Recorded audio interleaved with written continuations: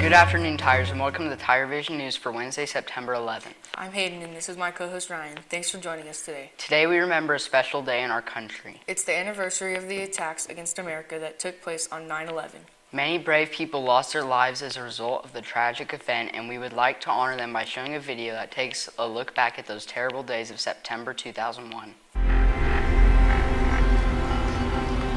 September 11th, 2001. A day of grief. A day of courage. This is how that day unfolded. My daughter called me. She said, a plane just flew into the World Trade Center. I said, nah, you gotta be kidding. It's gotta be a Piper Cub or some clown was flying down the river. At 8:46 a.m., American Airlines Flight 11 from Boston, with 92 aboard, traveling at a speed of 470 miles per hour, strikes the North Tower of the World Trade Center complex. Within minutes, officials coordinate the citywide emergency response.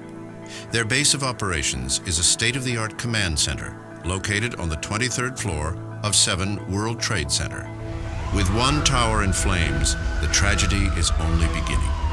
It is 9:03 when United Airlines Flight 175, with 65 aboard, traveling at the speed of 590 miles per hour, smashes into the South Tower of the World Trade Center. This aircraft strikes the corner of the South Tower. It rips a diagonally shaped gash from the 84th to the 78th floors. The South Tower lasts only 56 minutes before it succumbs at 9:59 a.m. The dust cloud billows outward for blocks. Victims stagger away. At 10:28, the television mast atop the North Tower spears straight down.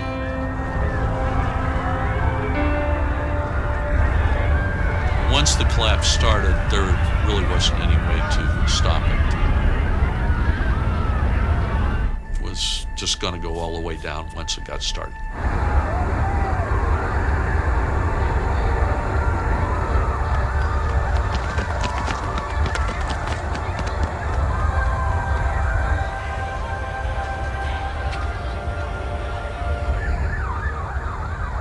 Chaos in New York City. Power is down in Lower Manhattan.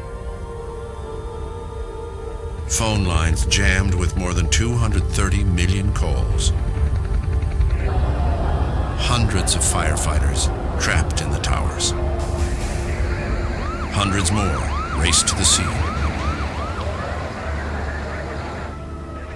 Falling debris from the collapse of the North and South Towers ignites fires in the neighboring buildings of the World Trade Center. World Trade 4, 5, and 6 are ablaze. World Trade 7, the building housing the city's command center, burns unchecked for 7 hours. At 5:20, it collapses.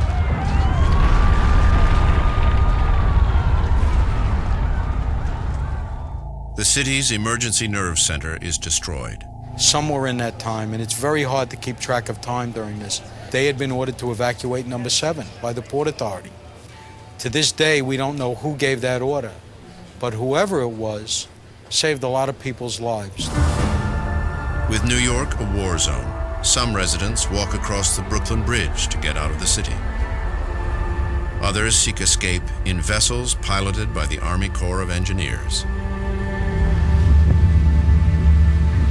At 7:45 p.m., the New York Police Department says 78 officers are missing and estimates that 200 firefighters are dead. At 10:56 p.m., police officials say they believe there are victims alive in the rubble of the World Trade Center. Working with urban search and rescue teams, there was a lot of areas to be searched underneath the debris field. There were voids that had to be searched for possible live people. September September 11th, 2001, the longest and most tragic day in New York's history, is drawing to a close.